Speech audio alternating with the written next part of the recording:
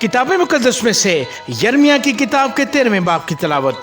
खुदावंद ने मुझे यूं फरमाया कि तू जाकर अपने लिए एक कतानी कमरबंद खरीद ले और अपनी कमर पर बांध, पर उसे पानी में मत भगो। सो मैंने खुदावंद के कलाम के मुआफिक एक कमरबंद खरीद लिया और अपनी कमर पर बांधा, और खुदावंद का कलाम दोबारा मुझ पर नाज़िल हुआ और उसने फरमाया कि इस कमरबंद को जो तूने खरीदा और जो तेरी कमर पर है लेकर उठ और फरात को जा और वहाँ चट्टान के एक शिगाफ में उसे छिपा दे। चुनाचे मैं गया और उसे फरात के किनारे छिपा दिया जैसा खुदावंद ने मुझे फरमाया था।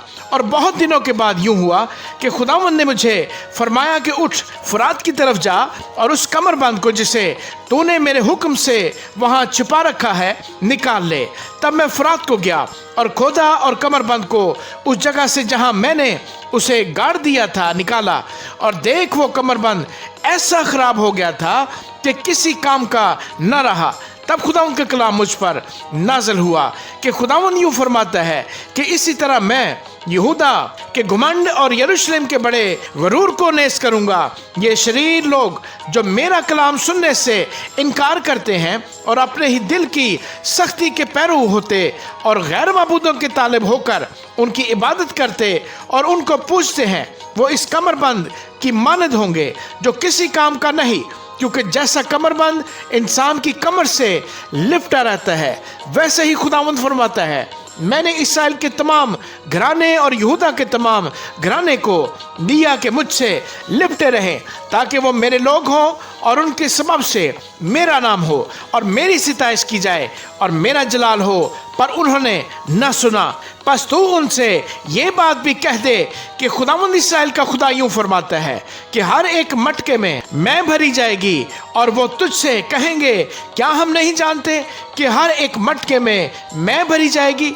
तब तू उनसे कहना खुदावंद यूं फरमाता है कि देखो मैं इस मुल्क के सब बाशिंदों को, हाँ उन बादशाहों को जो दाऊद के तख्त पर बैठते हैं और काहनों और नबियों और यरूशलेम के सब बाशिंदों को मस्ती से भर दूंगा, और मैं उनको एक दूसरे पर यहाँ तक के बाप को बेटों पर दे मारूंगा।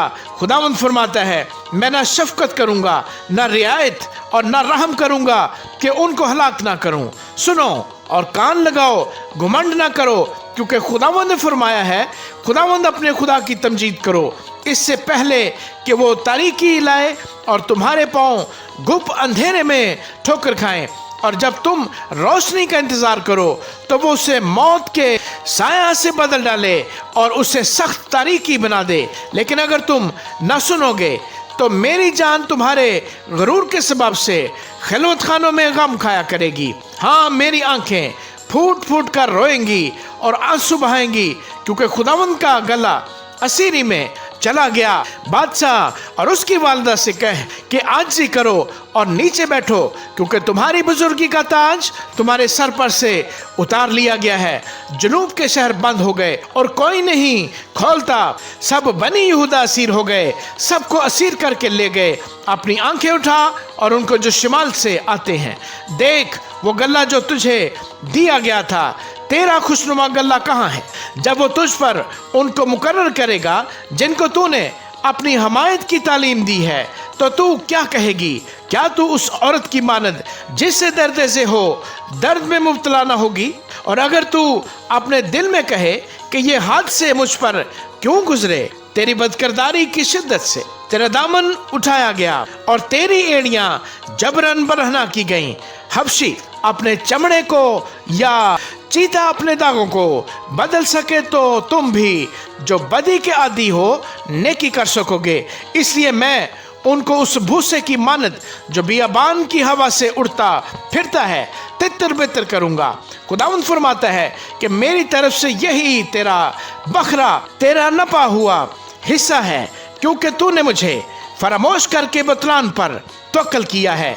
बस मैं भी तेरा दामन तेरे सामने से उठा दूंगा ताकि तू बेपर्दा हो। मैंने तेरी बदकारी, तेरा हिनहनाना, तेरी हरामकारी और तेरे नफरत अंगेज काम जो तूने पहाड़ों पर और मैदानों में किए देखे हैं।